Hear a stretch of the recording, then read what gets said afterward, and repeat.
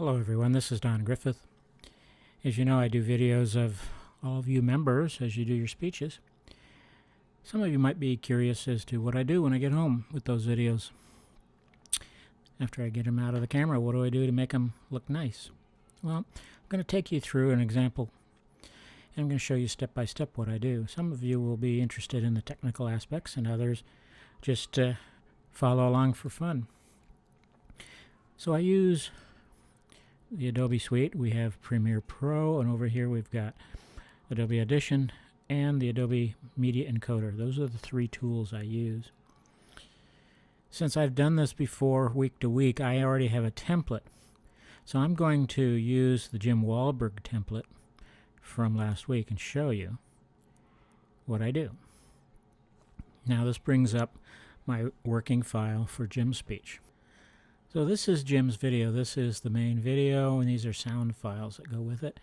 On the back end, I've got the credits. On the front end, I've got the intro, and these are some title slides. So this is the basic sequence. In order to convert this to a new speech for a new week, first thing I do is get rid of the old videos. Looking good there, Jim, but it's time to go. So I select them all. Delete.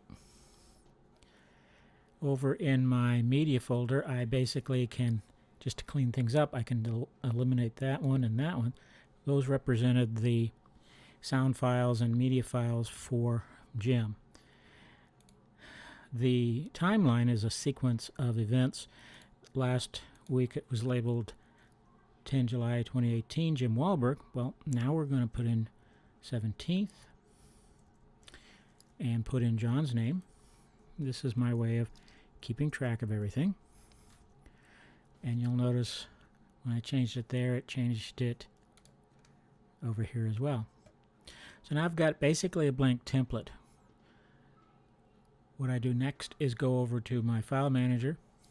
You can't see it's off screen, so I'll just do that. Okay, I went off to my second screen to the file manager. Found that file and bring it over, just drop and click and drag it in there. So what you're seeing here is the top row here. This top solid line represents the video, and these four lines represent the four channels of audio that the camera has.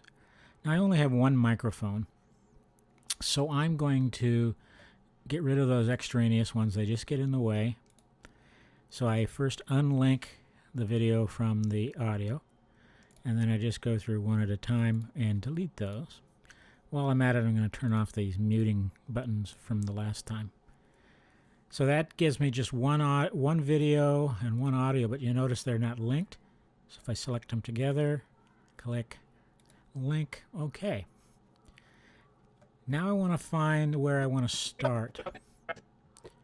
Now what I do is I capture enough of the introduction, or all of the introduction, in order to find out what the title of the speech is.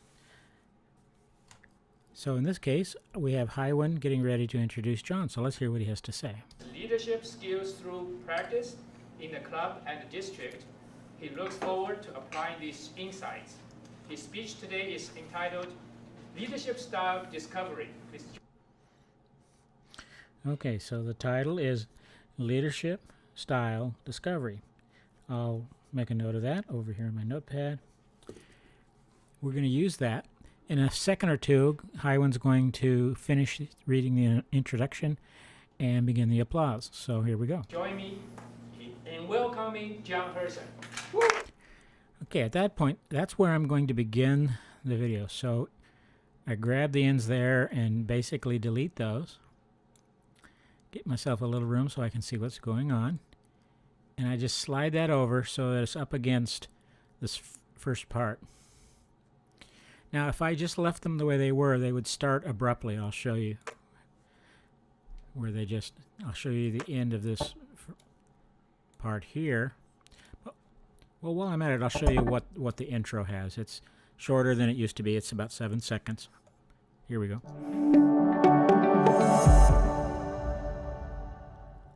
Simple little Toastmasters tie-in. But you notice everything was abrupt. Let me look at that again. Alright, so what I can do is just smooth that out a little bit by using a film dissolve transition here, and for the sound to use an exponential fade. And when you do that, here's what you get.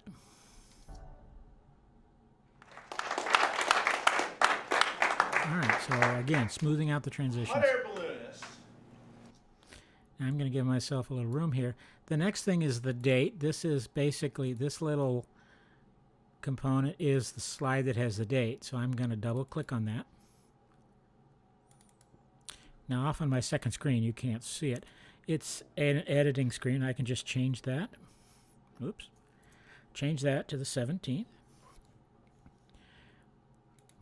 And then here is where I put in the name and the title. So I'm going to double click again. So again, you don't see it. So I'll just type. You'll see it as we go here.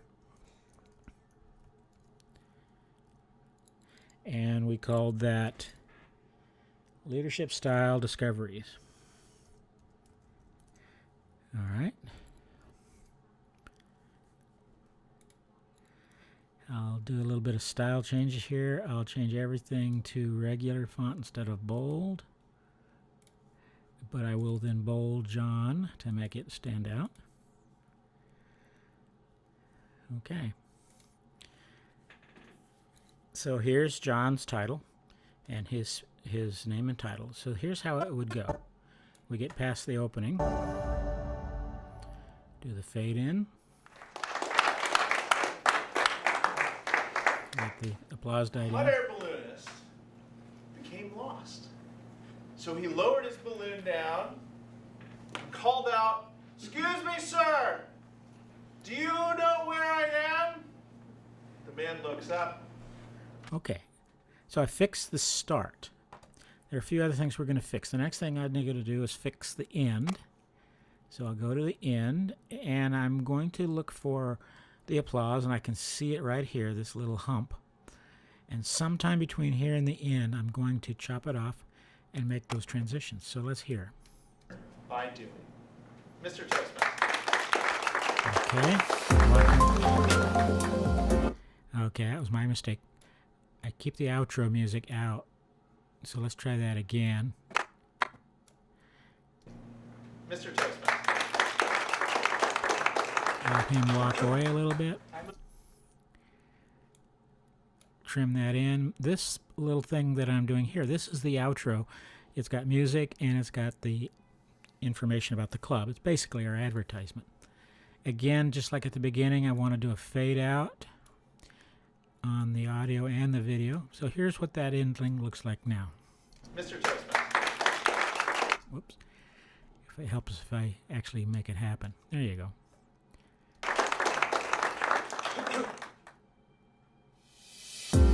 And I'll just let this play out for you.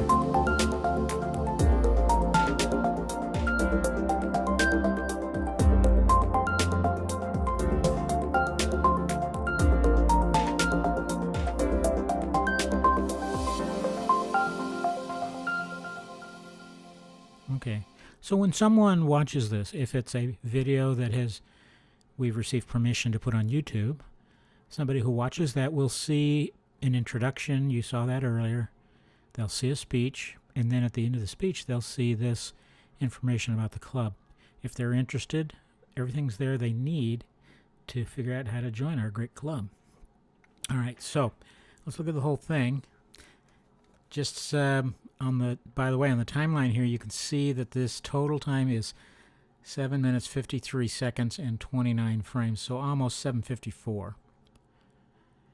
Of course, some of that was the intro and the outro. John's part was less than 7. There's two things left to do. I need to fix the sound and adjust the color a little bit. So there's nothing really wrong with the color, but I like to just warm it up a little bit. There is a color control panel here, and there's several different looks that we can put in there. Some of them I don't like, but the one I do like is this one. And I can, smooth that out a little bit, make it a little less obvious. To see the difference, I'll click it on and off. No addition with the look. Raw with the look. I like the way it looks. It looks better to me. I also go down and adjust some of the mid-tone, bring out the mid-tones, and make the shadows just a little darker. It just gives a little more interest to it. I don't need to do much more than that usually. The camera captures it pretty well. Now that I fixed the color, and before that I trimmed the start and the stop, added transitions to the ends. I adjusted the color just now. Then the last thing to do is to fix the sound and then save the file. So to save the sound, what I'm going to do first is save this file so I don't lose the work in case something goes wrong. So I save. And I will go up to the edit and call up edit in Adobe Audition. Now Adobe Audition is an audio file. Now I know there happens to be one in there already with this name, so I'm just going to give it a little extra file, a little extra character, just so it doesn't get confused. It's already in the right directory, so I say OK. It pulls the audio out of the video file, opens it up in a control panel for just audio. And there we go. This is the raw audio that we got. There's a little preview box showing the video down here, but the main thing is right here. And if I just play it. Yeah, John, you might look at that as a weakness, but I could see it as a strength. Now, behind John's voice, you probably heard a pretty pronounced hum. And if you listen even closer, you'll find you're hearing the air conditioner noise, the actual noise of the air pushing into the vents. I can fix both of those. So first of all, let's open up this, what we call the waveform window, which expands this and gives me access to the tools. First thing, you notice these big, tall spikes. The height of these green bars indicates the loudness. So everything up here is loud, everything down here is quiet. This is just time, moving through time. So you see those big spikes at the beginning and the end. Well, you can probably figure out that's the applause. It's quite loud when everybody is applauding. But I can fix that. We go to the effects rack, and the first thing is amplitude. And I put a limiter. What I'm going to do is chop off all the top of these spikes, everything above maybe this -9 value. That represents the dB level. So I'll get rid of the applause, yes. A few of the higher peaks of the voice, but not very many, and not enough to lose any intelligibility. So I already had it set for -9, so I just apply it. Very quickly, you see it just chops those tops off, doesn't affect anything else underneath. The next thing I do is basically expand it so it fills the whole screen, and that gives me some extra dynamic range. Okay, so all of these spikes represent the voice, and if you were to expand and look, you'd see individual sound waves. Now, I don't work at this detail level. Usually I stay out at the maximum. But there's this dark line through the middle, and part of that is the voice and part of that is the noise. So again, let's play this and listen for the hum. Next, I had altruistic, 20 point. Okay. The hum is there, but hum is very easy to fix because it's very specific frequencies. And this is from the motors in the air conditioner. So I have a thing called noise reduction, dehummer. So I'm going to turn it off first and play, and then I'm going to click this green button on. You'll notice what I'm doing here is basically these represent little notch filters at 120 hertz. This is the electrical frequency of the motor, plus its harmonics. All right, so I'm going to start playing. Next, I had affiliative, 19 points. And see, the hum's gone. And innovative. The hum is just 18 completely gone. points. So this is a good And tool then a few for others that. And I finally. just apply that, and it goes through and fixes the hum across the board. So if I zoom in, you'll notice in between the voice peaks, there's this baseline of noise. And if I select a little snippet of that and just play it, you'll hear it. Let's do that again. Listen for the noise. All right, that noise is complicated noise. It's not simple noise like the hum. It's a bunch of different frequencies together. So what I do is I have a tool called noise reduction. And the first thing I want to do is do a capture of the noise print. All that really means is take a sample of the noise. And I'm going to use that sample and subtract it from the audio file, and it'll go away mostly. So let me capture it first. So now the computer is kind of like a cut and paste. I've just put something on the clipboard, the audio clipboard, and it's ready to be put into a tool. So I go back to noise reduction process. Now I don't have enough time to explain this chart in detail. Just let you know that this is a way I can adjust noise, and I have a lot of parameters. But from experience, what I found is that if I adjust it like this, I just draw this blue line until it overlaps the yellow line. I found by experience and by setting these other controls, how much noise to reduce and how many dB to reduce it by, I get a really decent result. It's not studio quality, but we don't need that. This is simple voice, and it's not a professional recording kind of a situation. So I'm going to just back up so you have some spots where there's noise and talking, and I'm going to play it first with this effect off. So it's just as is. Points. Next, I had altruistic, 20 points. Okay, so the voice is still very clear, but the noise is there. And if I turn this on and then play it. Next, I had altruistic. Much better. And that's all I usually do. I don't try to fiddle it any more than that. If you try too hard to take out the noise, you can start to make the voice sound unnatural, and we don't want that. So I'm just going to go ahead and apply this. And it thinks about it. Now I've got my sound file. There's one last thing I want to do is do something called compression, and that's to even out some of the spikes there in the voice and smooth things out. So I have a tool called dynamic processing, and there's one called a vocal limiter, and basically all it does is amplitudes that are above about 18 dB get attenuated a little bit, everything below. So what it has the effect of doing is chopping off the peaks but not affecting this part. As you can see or hear, it still sounds good. Opportunity, I was talking with our good Toastmaster, Don. And I said, Don, I took the test, I know. Didn't realize that part was going to be there. So now there's one check I want to do. I want to check the volume.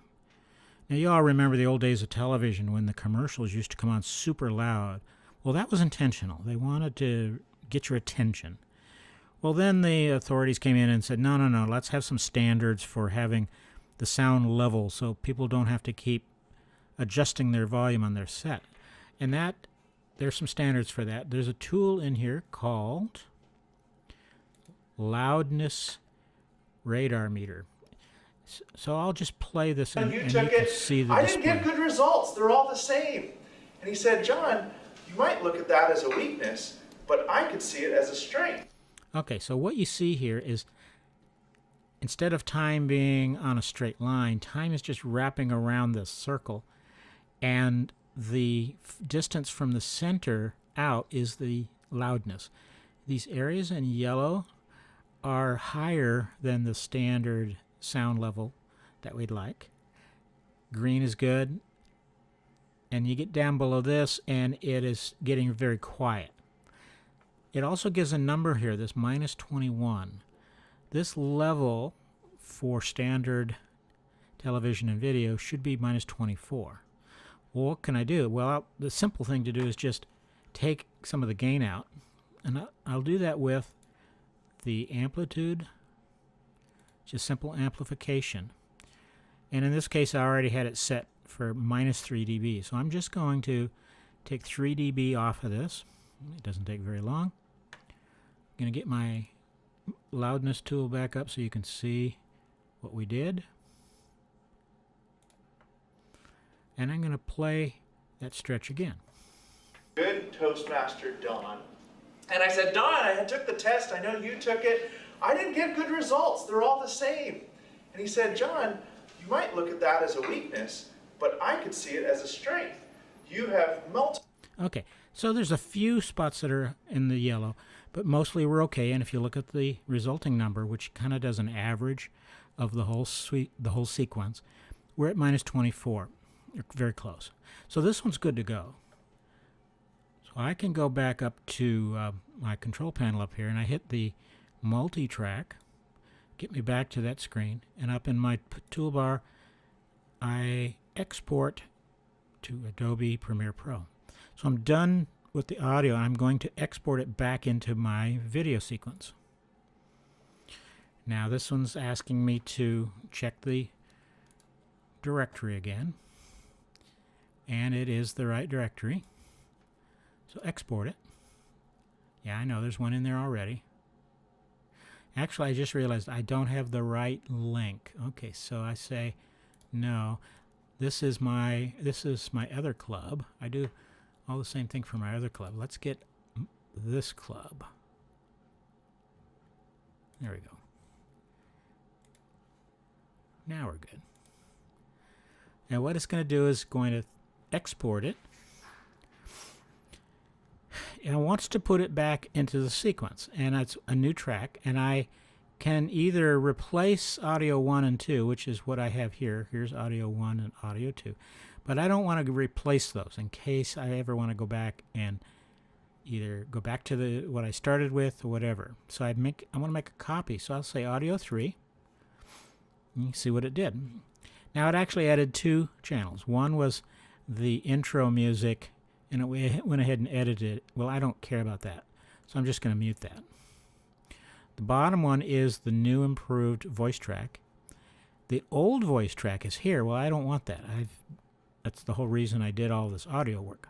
So now I've got on my screen John's video, John's new improved audio. This is the intro. This is the outro. And these are the slides. So let's take a look and listen.